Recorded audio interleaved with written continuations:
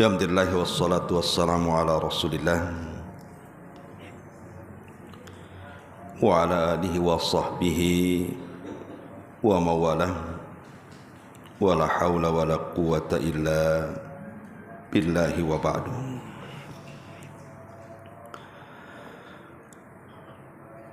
Alhamdulillah, segala puja dan puji hanya milik Allah subhanahu wa ta'ala. Salat dan juga salam tetap kita hadiahkan kepada Rasul kita, qudwah kita, uswah kita, Rasul kita Muhammad sallallahu alaihi wa ala alihi wasallam. Hadirin dan hadirat yang dimuliakan Allah subhanahu wa ta'ala, alhamdulillah di subuh kali ini setelah melaksanakan kewajiban Allah subhanahu wa ta'ala, salat yang paling berat dilakukan orang-orang munafik,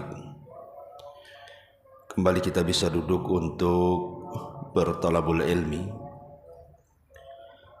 Dan pembahasan di subuh ini kita akan membahas tentang orang-orang yang salat dan puasa mereka tidak diterima oleh Allah subhanahu wa ta'ala. Siapakah mereka? Kenapa penting sekali pembahasan ini? Karena kita tahu bahwa kedudukan salat itu dalam Islam sebagai tonggak daripada agama, dan puasa adalah satu dari rukun-rukun Islam. Artinya kalau kita kemudian melakukan dua ibadah mulia ini, kemudian hanya menggugurkan kewajiban tapi tidak mendapatkan pahala, tentu sebuah kerugian.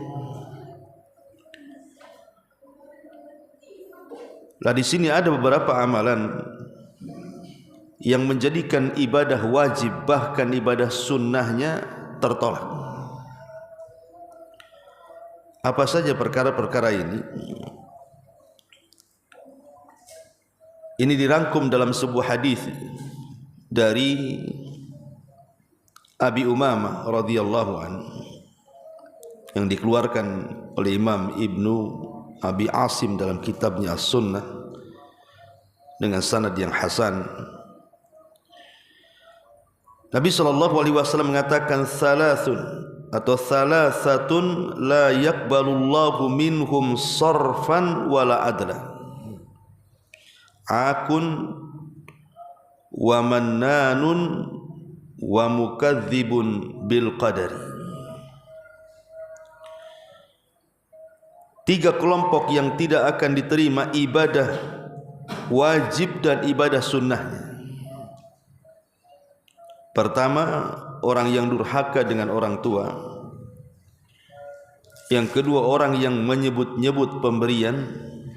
Dan yang ketiga, orang yang mendustakan dengan takdir.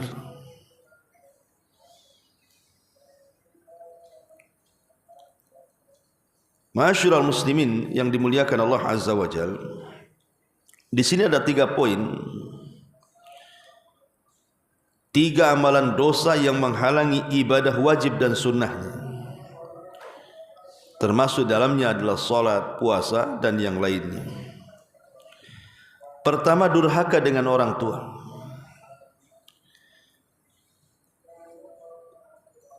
Abdullah bin Abbas radhiyallahu anhuma pernah ditanya, apa itu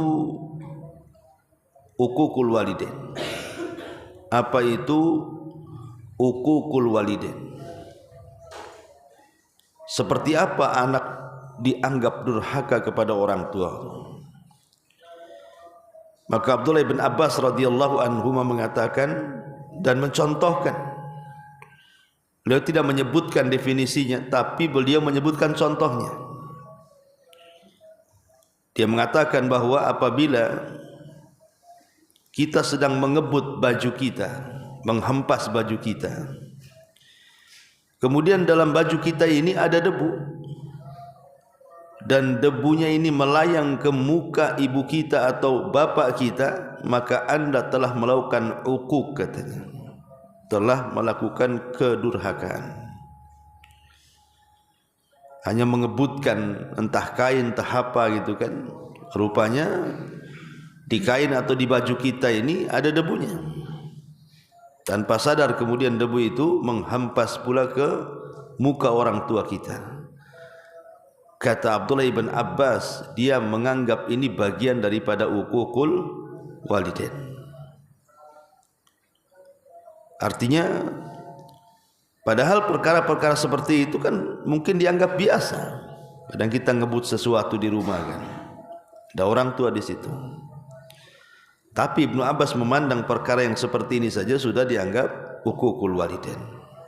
Apalagi lebih daripada ini, seperti membentak atau menyakiti dengan fisik atau mempermainkan perasaannya. Dan di zaman sekarang uququl walidain itu luar biasa, persis yang disabdakan Nabi SAW, antalidal amatu rabbataha, ketika seorang budak melahirkan tuannya, ketika menyebutkan tanda-tanda kiamat.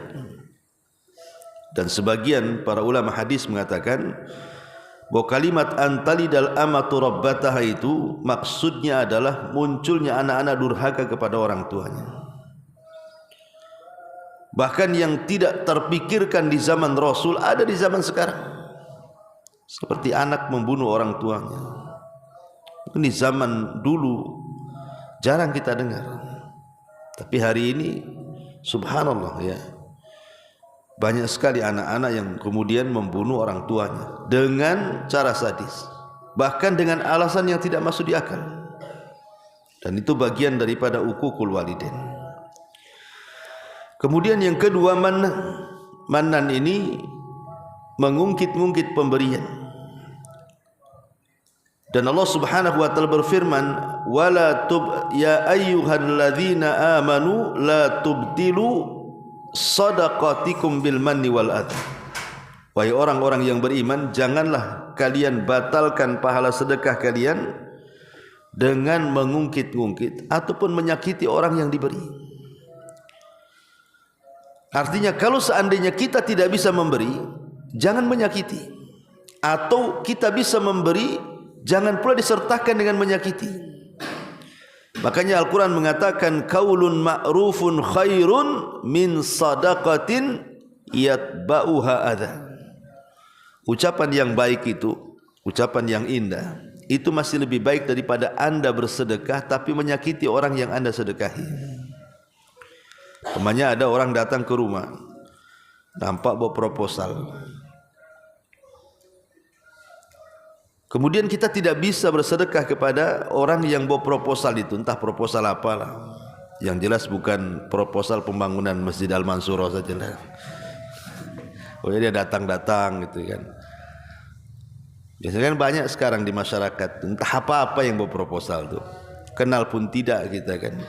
Kadang mintanya di Tanjung Uban, pembangunannya di Madura sana, atau di Padang atau di mana itu jauh gitu ya kan. Sampai ke sini kadang-kadang minta proposalnya itu, padahal jauh kali dia bangun tuh. Ya entah benar entah salah, kayak kemarin di viral di Batam itu rupanya hoax gitu kan. Ditangkap beberapa orang itu berproposal mengatasnamakan komunitas apa untuk pembangunan masjid itu gimana gitu, atau panti asuhan, rupanya sindikat penipuan. Berjaring pula banyak pula anggotanya. Begitulah sindikat kan, tidak mungkin bermain sendiri. Tapi kita seorang muslim kan, kalau kita tidak tahu siapa dia kan hukum berlaku kepada zahirnya. Kalau dia mengaku A ya kita percaya saja. Soal dia dusta atau tidak itu urusan dia dengan Allah kan. Tetapi kalau kita memang ragu-ragu dan tidak mau memberi, pemanya ragu-ragu dan tidak mau memberi gitu kan, karena orangnya asing, bawa proposal gitu kan. Kalaupun kita tidak memberi, jangan kemudian menyakiti. Maka Allah mengatakan qaulun ma'rufun khairun min sadaqatin yatba'uha adza. Ucapan yang indah itu lebih baik dibandingkan sedekah yang menyakiti. Ya kita katakan dengan santun. Ya kalau kita tidak memberi ya minimal ya kasih minuman, kasih makan. Maaf ya saya belum bisa ngasih sedekah, tapi kan enak gitu bahasanya. Daripada nyakiti. Nih saya kasih 100.000 sampai kiamat kau jangan datang lagi ya. Umpamanya gitu. Kan itu nyakiti orang gitu kan. Jadi intinya bahwa manan menyebut-nyebut pemberian itu adalah satu dosa yang menyebabkan amalan wajib dan sunnahnya tertolak. Naudzubillah. Kemudian yang nomor 3, wa mukadzabun bil qadar. Orang yang mendustakan takdir.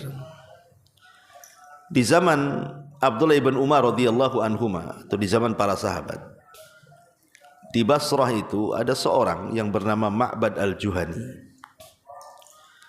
Ma'bad al-Juhani inilah yang mengasas kelompok Qadariyah.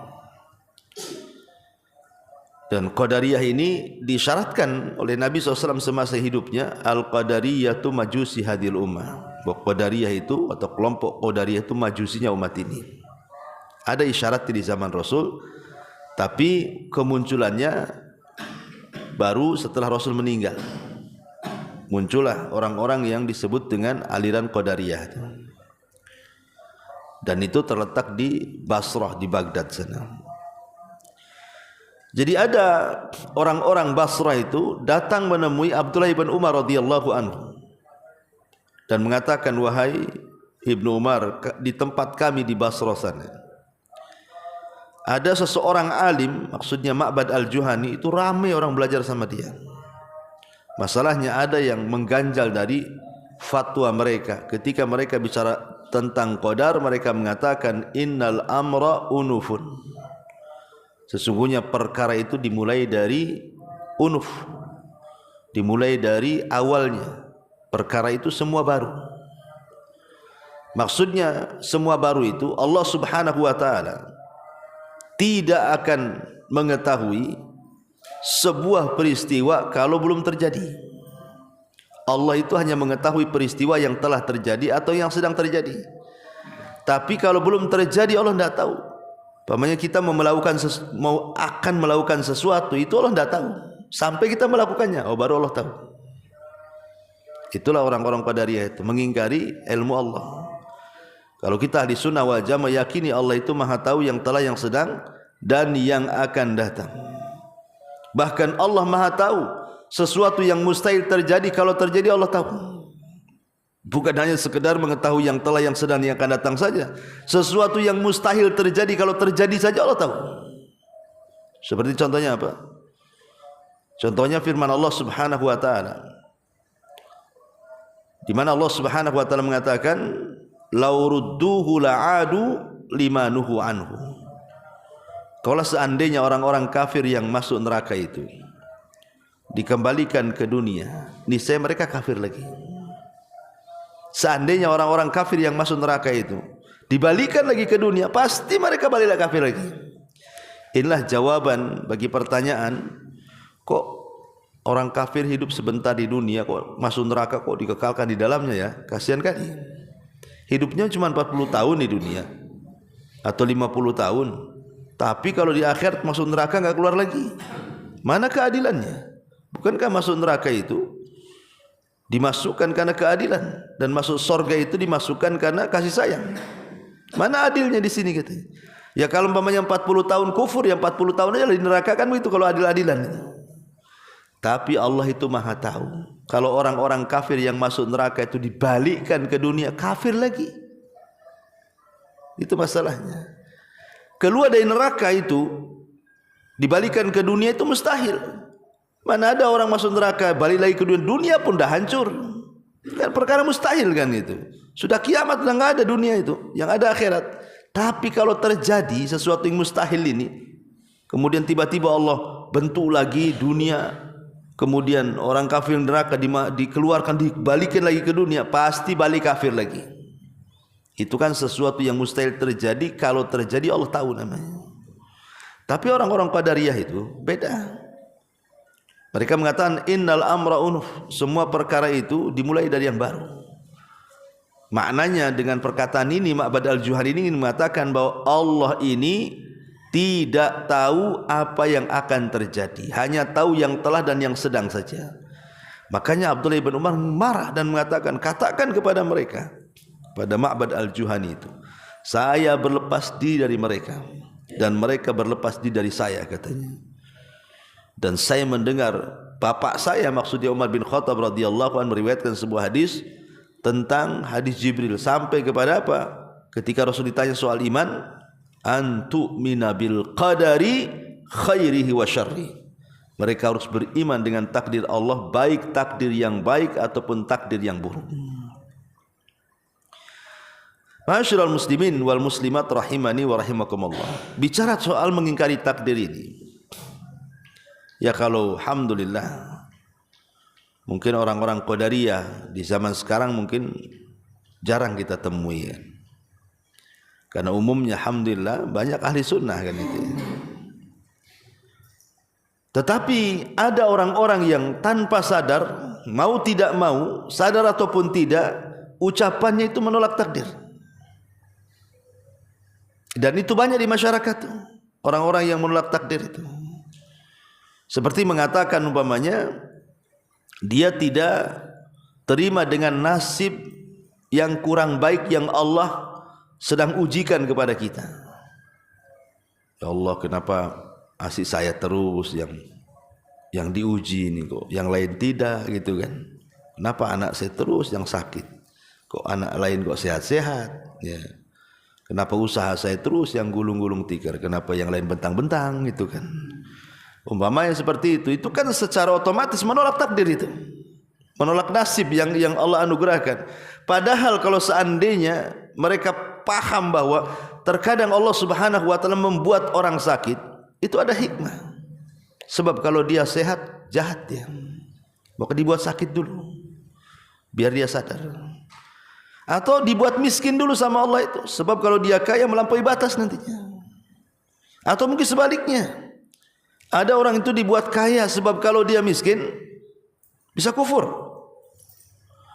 Atau dibuat sehat kalau dia sakit melampau. Jadi kalau orang melihat hikmah, pasti dia itu mungkin akan tenang dengan takdir yang Allah anugerahkan kepada dia. Tapi karena tidak melihat dari situnya, kadang-kadang disitulah terjadi tasakhut, menolak takdir, tidak menerima yang Allah takdirkan kepada kita. Padahal sekali lagi saya katakan hikmahnya, ada orang-orang yang Allah buat dia kaya, kalau dia miskin masalah. Tapi ada orang-orang yang Allah buat miskin terus nggak kaya-kaya, sebab kalau dia kaya melampaui batas. Hikmahnya di situ. Ya. Oh, kalau kita sakit, ya mungkin Allah sedang menguji saya, mungkin terlampau banyaklah dosa saya itu, biar Allah gugurkan dulu kan gitu. Dan saya kenal orang kaya itu, ikhwan. Ini saya ulang-ulang kisah ini, waktu saya di Yaman. Ada orang kaya itu luar biasa, ikhwan. Itu boleh dikatakan orang nomor berapa terkaya di Yaman itu. Rumahnya dekat istana tuh.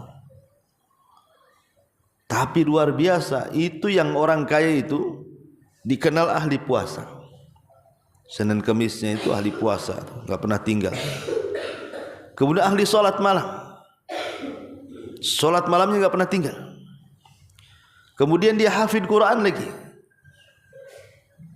Kemudian setiap subuh jam 3 tuh menjelang subuh, dia akan membuka sedekah. Jadi dia buka sedekah itu sepertiga malam akhir. Maka dari mana-mana datang itu, paling tidak satu malam itu bisa 100-200 orang yang berproposal tuh. Setiap subuh tuh. Bayangkan coba, kita ini udah miskin, puasa tidak, sholat tidak, sedekah tidak, subuhnya telat-telat, udah ini.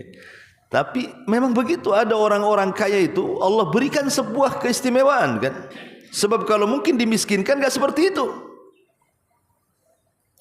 Tapi ada sebaliknya. Ada waktu miskin itu subhanallah, mungkin ngaji paling depan, salat paling depan dalam saf pertama. Mulai Allah bentangkan kekayaan tuh. Yang tadinya ngaji seminggu sekali jadi sebulan sekali tuh. Maafin sama ustadznya. Maaf ustadz, saya baru buka cabang katanya. Cabangnya baru 1, tapi 3 minggu dilangkai dia. Sebulan sekali aja dia ngaji. Terakhir hilang setahun sekali Idul Fitri aja ketemu salaman tuh. Udah pindah ustadz katanya. Usahanya pindah ke Batam dan ngaji lagi. Obat tak nampak katanya. Di sana ngaji, itu pula tak ngaji gitu. Sibuk. Ya. Jadi ada orang-orang itu waktu miskin memang Allah berikan kebaikan. Bisa ngaji, sholat 5 waktu, banyaklah peluang-peluang dia untuk menambah pahala itu. Tapi ketika kaya, subhanallah, kalla innal insana la yatgha an ra'ahu stagna. Terkadang manusia itu mudah melampaui batas ketika kekayaan dibentangkan kepada dia. Jadi ada orang-orang yang mukadzabun bil qadar. Ya, ini satu hadis Nabi. Walaupun ada sebagian ulama mengatakan riwayat ini dilemahkan, tapi ada yang menghasankan. Kemudian hadis yang kedua, hadis dari Abdullah ibn Amr. Abdullah ibn Amr ibn As. Abdullah ibn Amr ibn As ini saingan Abu Hurairah. Kalau Abu Hurairah menghafal, kalau Abdullah ibn Amr ibn As ini menulis. Makanya apa kata Abu Hurairah? Tidak ada satu sahabat yang paling banyak hafalannya kecuali aku, melainkan Abdullah ibn Amr, karena dia mencatat, aku menghafal katanya. Jadi saingan Abu Hurairah, cuman dia lebih ke mencatat hadis Nabi. Kalau Abu Hurairah kan menghafal. Karena di zaman itu hafalan hadis itu ada 2, dhabtus sadri wa dhabtul kitabah. Ada yang diletakkan di dada, ada yang diletakkan dalam catatan. Tapi yang meletakkan di dada lebih banyak dibandingkan yang meletakkan di catatan. Jadi kalau orang dulu itu lebih ke hafalan dibandingkan ke catatan. Kalau orang sekarang lebih banyak ke catatan dibandingkan hafalan. Ada yang lebih parah lagi, tidak menghafal, tidak mencatat. Itu parah itu. Ya. Taib. Kemudian disebutkan dari Abdullah bin Amr ini, qala Rasulullah sallallahu alaihi wasallam, "Thalathatun la tuqbalu lahum salatur rajuli." La tuqbalu lahum salatun. Thalathatun la tuqbalu lahum salatun. Ada 3 orang yang salatnya tidak akan diterima. Ar-rajulu ya ummul qauma wa hum lahu karihun. Seseorang yang menjadi imam solat sementara makmumnya benci sama dia. Kemudian yang kedua, warrajulu la ya'ti salata illa dibara. Orang yang tidak melaksanakan solat kecuali setelah habis waktunya. Kemudian yang ketiga, yang terakhir, wa man i'tabada muharrara, dan orang yang memperbudak orang yang merdeka. Hadis ini memang menjadikan perselisihan para ulama, seperti Syekh Albani melemahkan hadis ini, kecuali kalimat yang pertama, kata Syekh Albani itu sahih. Budak yang seorang imam yang dibenci oleh makmumnya, itu saja yang benar. Ya, kalau yang lainnya lemah, kata Syekh Albani. Nah di sini Nabi SAW mengatakan 3 kelompok itu. Pertama, imam yang dibenci makmumnya. Imam yang dibenci makmumnya. Tentu bukan karena hasad benci makmum kepada imam itu. Bukan karena imamnya kaya dia miskin hasad gitu. Atau sebaliknya, bukan. Tetapi maksudnya karena imamnya itu mungkin ahli maksiat, orang fasik. Ya, mungkin dikenal di lingkungannya tukang ngadu ayam, kok jadi imam pula kan itu. Imam di tengah-tengah gelanggang, imam pula di dalam masjid, kan. Ini 2 imamnya jadinya. Jadi benci itu karena kemaksiatan yang dilakukan dia. Ya. Atau mungkin karena dia ahli bidah. Mungkin karena dia melakukan bid'ah. Kita enggak suka gitu ya kan. dan dia suka ngajak-ngajak orang dengan bid'ahnya, atau karena dia memang murtakib al-kabair, dia suka melakukan dosa besar, mungkin dia pezina, naudzubillah, pemabuk dan begitu seterusnya. Kita nggak suka kalau jadi imam tuh, ya. Maka kalau yang tidak suka seperti ini, nah imamnya ini tidak akan diterima sholatnya. Imam yang seperti ini tidak akan diterima sholatnya, karena Rasul mengatakan ar-rajulu ya ummul qaum wa hum lahu karihun. Seseorang yang menjadi imam dalam sholat sementara semua makmumnya benci sama dia, maka sholatnya tidak akan diterima. Kemudian juga yang kedua di sini disebutkan war-rajulu la ya'ti sholata illa dibara. Seorang tidak sholat kecuali keluar waktunya. Ya jelaslah kalau sholat di luar waktu ya nggak terimalah sholatnya. Sholat itu ada waktu-waktunya. Duhur ke asar, asar ke maghrib, maghrib ke isya, isya ke subuh, subuh ke duhur, kan semua ada waktunya.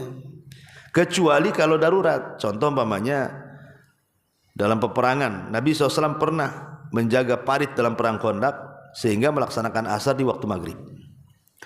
Atau di zaman para sahabat ketika menyerang Tustar, Anas bin Malik menceritakan ketika robohnya benteng Tustar itu tepat ketika adzan subuh, sehingga para sahabat harus milih nyerbu atau milih sholat subuh. Kalau milih sholat subuh ini kesempatan tidak ada lagi, karena mereka sudah mengepung 1,5 tahun. Sementara roboh gerbangnya pas pula azan subuh. Akhirnya para sahabat mengatakan, kita sudah lelah 1,5 tahun mengepung gerbang ini, masa ketika roboh kita malah ditinggal sholat kan itu ya. Akhirnya kemudian mereka beristihad, serang dulu musuh, baru kita sholat katanya. Akhirnya diserang musuh, rupanya Allah takdirkan agak lama, sampai takluknya musuh itu setelah terbit matahari. Artinya keluar waktunya tuh. Barulah kemudian sahabat sholat subuh di luar waktu. Disitulah Anas bin Malik kalau diingatkan dengan perang Tustar itu menangis. Dan mengatakan, aku menangis bukan karena aku menang dalam peperangan itu bersama para sahabat, tapi aku menangis karena seumur-umur aku tidak pernah meninggalkan sholat subuh jamaah. Kecuali itu, bukan gak berjamaah lagi, di luar waktu lagi.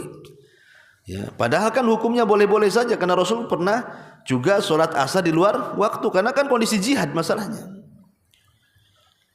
Maka dibolehkan secara fikih sebenarnya dalam waktu-waktu yang seperti ini, kondisi seperti ini harus memilih kan. Tetapi dalam kondisi aman, maka tidak boleh kita mengakhir-akhirkan waktu, apalagi sampai keluar waktu lagi ya kan? Kemudian yang ketiga, orang merdeka dijadikan budak. Ya mungkin sekarang nggak ada lah, tapi kalau di zaman dulu, di zaman jahiliyah, budak itu komoditi bisnis yang menguntungkan. Orang-orang jahiliyah itu kadang-kadang dia membeli banyak budak perempuan, kemudian digauli, kemudian punya anak, anaknya dijual tuh, kan jadi budak anaknya. Dibanyakin tuh beli perempuan, nanti digauli, disuruh banyak anak tuh perempuan itu, nanti dijual, karena itu komoditi yang paling efektif dalam berbisnis. Terkadang orang jahiliyah itu nyulik orang, jadi ada orang merdeka diculik dia, nanti dijual jadi budak. Lah datang Islam kemudian mulai mengikis perbudakan. Makanya dalam setiap kafarah dalam Islam itu selalu yang pertama memerdekakan budak dulu tuh. Pamannya berhubungan intim di siang hari bulan Ramadan, kan ada kafarahnya tuh.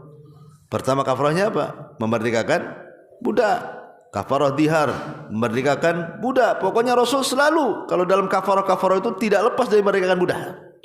Karena Islam itu tidak suka perbudakan. Yang suka-suka perbudakan itu kalau dalam sejarah kan orang-orang Eropa saja tuh. Tapi kemudian sejarah diputar-balikan, orang-orang kafir ini seolah-olah Islam ini menghalalkan perbudakan. Tidak, Islam tidak menyukai perbudakan, tetapi Islam mengatur perbudakan dengan aturan yang sangat ketat. Karena Islam itu agama lengkap, diatur segala sesuatu sampai ke masalah perbudakan pun ada hukum-hukumnya. Baik, masyarul muslimin yang dimuliakan Allah Azza wa Jalla. Contoh yang diperbudak padahal dia orang merdeka siapa? Sahabat Salman Al-Farisi. Salman Al-Farisi ini orang merdeka. Dia orang Persia, agama Majusi. Kemudian ketika bapaknya memerintahkan dia untuk menjaga api, ya, jangan sampai padam, dari rumah ke tempat penjagaan api itu kan jauh, sehingga harus melewati gereja. Tertarik dia dengan gereja, masuk dia Nasrani. Kemudian dia dari gereja ke gereja, dari gereja ke gereja, sampai akhirnya dia mendapati rahibnya, pendetanya korupsi. Ketika meninggal hartanya banyak gitu ya. Kemudian mulai dia ragu-ragu, tapi dia ingin mencari kebenaran. Akhirnya jalan dari satu tempat ke tempat berikutnya sampai dapat bocoran dari pendeta bahwa akan muncul seorang nabi di tanah yang banyak pohon kurmanya. Kemudian dia punya uang sedikit, dia minta kepada kafilah dagang dari Arab supaya diantar ke tempat yang banyak pohon kurmanya itu. Bukannya kemudian diantar, sudah bayar duit sama orang Arab yang bawa ini, dijadikan budak pula dia. Dijual sama orang Yahudi di Madinah. Salman Al-Farisi ini akhirnya jadi budaknya orang Yahudi lah. Padahal dia datang ke Madinah bukan budak kan itu ya. Tapi sama pedagang ini malah dijadikan budak, dijual sama orang Yahudi di Khaybar. Tapi justru disitulah pertemuan Salman Al-Farisi dengan Nabi Sallallahu Alaihi Wasallam. Akhirnya masuk Islam Salman Al-Farisi itu. Tapi lihat bagaimana orang Arab itu, jahiliyah maksudnya ya. Ya, mereka memperbudak yang merdeka. Itu solatnya tidak akan diterima dalam hadis ini. Kemudian juga ada riwayat yang lain, ada tambahannya adalah wa akhwan mutasarian. Akhwan mutasarian, sesama saudara saling bertengkar. Kemudian wa mra'atun batat wa zawjuha 'alaiha sakhit. Seorang suami, kemudian seorang istri yang tidur sementara suaminya sedang emosi. Mungkin suaminya minta jatah, istri enggak ngasih. Akhirnya dongkol suaminya. Istrinya ngorok, suaminya terpikir aja sampai subuh tak tidur. Nah, itu juga wanita yang seperti ini tidak akan diterima sholatnya. Ya, dengar ibu-ibu ya. Kalau suami minta kasih, ya, karena lihat ancamannya di sini. Nabi SAW mengatakan salasatun la tartafi'u sholatuhum fawqa ru'usihim. Ada 3 kelompok yang solatnya tidak akan diangkat di atas kepala mereka satu jengkal. Satu jengkal pun tidak akan diangkat. Apalagi sampai ke langit gitu ya. Salah satunya adalah tadi imam yang dibenci makmumnya, kemudian 2 orang yang bersaudara selalu bertengkar, termasuk juga seorang wanita yang tertidur di malam hari sementara suaminya emosi karena jatahnya tidak dikasih. Karena begini ya, ini nasihat kepada ibu-ibu ya. Kalau memang ada halangan seperti haid ataupun nifas atau sakit parah gitu ya, ya wajar menolak gitu ya. Tapi kalau tidak ada halangan kemudian menolak hanya karena capek, lelah, letih, enggak ada mood atau gimana, maka itu bukan alasan. Sebab kalau suami cari makan, Bu, itu bisa beli. Suami cari pakaian bisa beli di mall. Tapi khusus pelayanan ini tidak bisa beli kecuali ke lokalisasi. Dan ini masuknya ke perzinahan. Sehingga tujuan suami menikah dengan seorang wanita itu kan salah satunya ifah. Ifah itu menjaga kehormatan supaya jangan berzina. Kan tujuan bapak-bapak nikah kan begitu. Supaya tersalurkan syahwatnya ke yang halal. Itu tujuan kita laki-laki menikah kan begitu. Tiba-tiba ketika syahwat yang hendak disalurkan itu tiba-tiba ditolak. Berarti kan sudah tidak dapat tujuan pernikahan. Apa kemudian antum harus lari ke tempat lain? Membayar wanita-wanita pelacur? Mustahil, haram. Ya. Kalau makan bisa dibayar, COD. Ya kan? Marketplace banyak kan gitu ya. Tokopedia. Macam bisa beli kan. Tapi khusus urusan ranjang ini nggak bisa dibeli, Bu. Mau beli kemana? Ya, barangnya ada di rumah. Jadi yang seperti ini harus dipahami bahwa seorang laki-laki tidak bisa ditolak, karena itu justru pahalanya di situ. Kalau ibu menolak itu justru dalam Islam disebut nusus. Nusus itulah menjadikan suami boleh tidak memberikan nafkah. Antum kalau ditolak sama istri, 1 hari itu jangan dikasih jajan. 2 hari tadi kasih, 2 hari tadi kasih jajan. 3 hari, sebulan jangan dikasih nafkah. Ya, karena itu nusus. Kalau dia menolak, jangan dikasih nafkah. Kelaparan, biarin aja. Ya. Taib. Kemudian di antara orang-orang yang juga ditolak kita, karena waktu juga kita baca secara singkat aja. Orang yang melakukan kezaliman di kota Madinah dan menakut-nakuti penduduknya, ini tidak akan diterima amalan wajib dan sunnahnya. Ataupun orang yang mendatangkan kebid'ahan di kota Madinah dan melindunginya, ini juga masuk dalam kategori tidak akan diterima amalan wajib dan sunnahnya. Kemudian juga orang yang manintasaba ila ghairi abi, ngaku-ngaku nasabnya orang padahal bukan. Dan ini banyak di masyarakat yang ngaku-ngaku nasab, namanya ngaku-ngaku keturunan Nabi padahal dia tidak punya nasab yang benar. Ya, padahal kalau kita tahu bahwa nasab-nasab ke Nabi itu kan jelas tuh ada badan khususnya, namanya badan nasab, ya kan? Kalau tidak masuk di badan itu, kemudian dia menyambung-nyambungkan nasab, nah itu namanya menasabkan kepada yang bukan bapaknya. Atau antum contoh yang lain, ngangkat anak, tiba-tiba bapaknya lain, tapi nasabnya ke antum yang menjadi bapak angkatnya. Kan banyak tuh di masyarakat kan, ngangkat anak dari bayi karena kadong sayang, nanti boleh jadi mungkin nanti bertabrakan di kakak, di ini, di itu, macam-macam. Akhirnya nasabnya dinasabkan ke bapak angkatnya. Tak boleh. Kenapa orang yang seperti ini dalam riwayat itu sampai dilaknat tuh?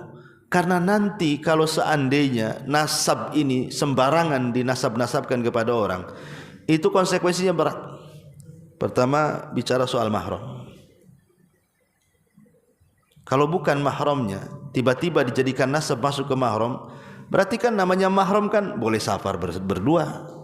Namanya mahram kan bisa safar, bisa ikhtilat, bisa jabat tangan, ya kan? Dilarang menikah. Nanti hukum mahram tak jalan tuh. Kalau seandainya kemudian dia dinasabkan kepada bapaknya, kemudian ketemu dengan anak kandung bapak itu, seolah-olah itu anak dia, batallah hukum mahram di sini jadinya kan. Berarti dia tidak menyadari bahwa dia itu sebenarnya bukan mahramnya, tapi seolah-olah dia mahram, akhirnya menghalalkan semuanya. Ikhtilat boleh padahal haram, dia bukan mahramnya kok. Ya, kemudian juga safar bersama enggak boleh. Kemudian sentuhan, salaman enggak boleh kan itu. Tapi karena merasa sudah dinasabkan ke bapaknya seolah-olah sama dengan anak kandungnya, akhirnya batallah hukum mahram di situ. Waris, anak angkat gak dapat waris. Tapi karena sudah dinasabkan ke bapaknya binnya, akhirnya kan secara zahir mewarisi kan, padahal dia bukan ahli waris, anak angkat itu. Jadi jatuh mahramnya, jatuh perwaliannya, jatuh warisannya, dan begitu seterusnya. Jadi konsekuensinya panjang tuh kalau orang menasab-nasabkan kepada yang bukan bapaknya itu, atau menasabkan ke yang bukan kampungnya, kepada bukan kabilahnya. Ya, nah, seperti itu. Ya, jadi nggak boleh. Kemudian juga man qatala mu'minan fagtabata biqatlihi, orang yang membunuh seorang mukmin dan dia senang dalam membunuhnya, senang, puas gitu ya. Dalam urusan waris biasanya saudara dengan saudara, urusan waris akhirnya bunuh-bunuhan. Kayaknya puas sekali tuh bunuh saudaranya tuh. Nah, ini tidak diterima amalan wajib dan amalan sunnahnya. Termasuk juga disebutkan orang yang man ata bi jarimatin mungkar, orang yang mendatangkan kemungkaran yang atau dosa yang sangat mungkar, seperti kerusakan, merusak hutan, merusak apa, merusak ini, merusak itu, menjadi kutau toruk, perampok dan begitu seterusnya, menakuti orang lah. Nah, itu juga masuk pada orang yang tidak akan diterima amalan wajib dan juga amalan sunnahnya. Inilah diantara pembahasan kita di pagi hari ini. Mudah-mudahan ada manfaatnya. Taib, sebagaimana janji di semalam, kalau ada yang bertanya kita buka tanya jawab, silakan.